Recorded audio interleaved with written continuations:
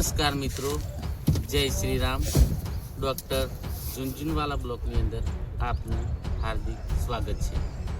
આજે આવી ગયા છીએ અમે અરવલ્લી જિલ્લાની પાણી પહોંચાડતો એક ડેમ એટલે વાત્રક ડેમ.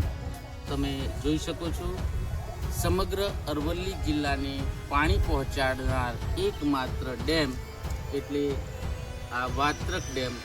વાત્રક ડેમની અંદર વિશાળ પ્રમાણની અંદર પાણી ભરાયેલું છે, જે સમગ્ર અરવલ્લી જિલ્લાની અંદર આ પાણી પહોંચાડે છે. આપણી સાથે છે જગદીશભાઈ, હરીશભાઈ, જેઓ પાસેથી આપણે થોડી ઘણી ઉપર છેલ્લી આપણે માહિતી લઈશું. જગદીશભાઈ, સ્વાગત છે આપનું. આ ડેમ આવું હોય તો કઈથી અવાય? આપણા ઉભરાણથી ઉત્તર દિશાએ અંતરે 7 કિલોમીટરના અંદાજમાં આ ડેમ આવેલો છે. અને આ ડેમનું પાણી કેનાલ દ્વારા તમારા જ્ઞાન મુજબ ક્યાં ક્યાં સુધી પહોંચતું હશે? આમ માત્ર કાબડ, બાયડ બધી જગ્યાએ જાય. અને આ જે બધું છે, બોટ છે, આ કંઈક બેગો પણ છે, બધું શેનું છે અને આ બધું શું છે? મત્સ્ય કેન્દ્ર છે. સરસ મજાની માહિતી જગદીશભાઈ દ્વારા પણ મળી. અહીંયા મત્સ્ય ઉદ્યોગ કેન્દ્ર યાની કે અહીંયા મચ્છીનો ઉછેર પણ કરવામાં, માછલીઓનો ઉછેર કરવામાં આવે છે.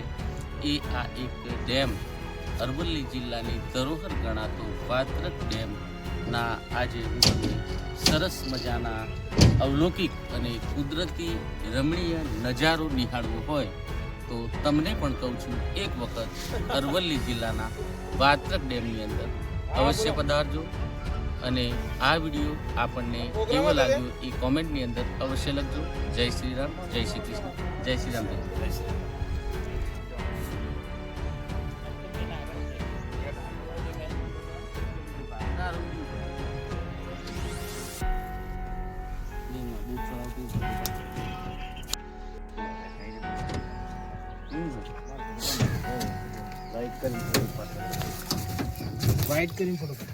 આ વાત્રક ડેમની અંદર તમે જોઈ શકો છો કે ભરપૂર પ્રમાણની અંદર અહીંયા માછલીઓ છે.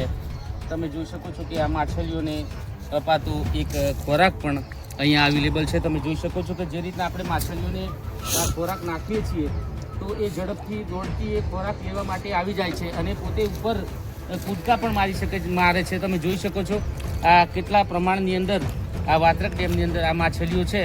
અને એ આ માછલીઓનો જે ખોરાક છે આપણે એમને આપીએ છીએ ત્યારે એ કૂદકા મારી અને ઝડપભેર એ ખોરાક ખાવા માટે એ અત્યારે અહીંયા આવે છે. તમે જોઈ શકો છો આ વાત્રક ડેમની અંદર એક કુદરતી અને રમણીય નજારો.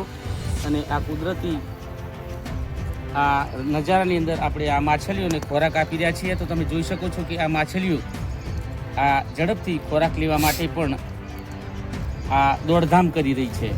તો અવશ્ય એક વખત વાત્રક ડેમની મુલાકાત લેજો. ધન્યવાદ. જય શ્રી રામ.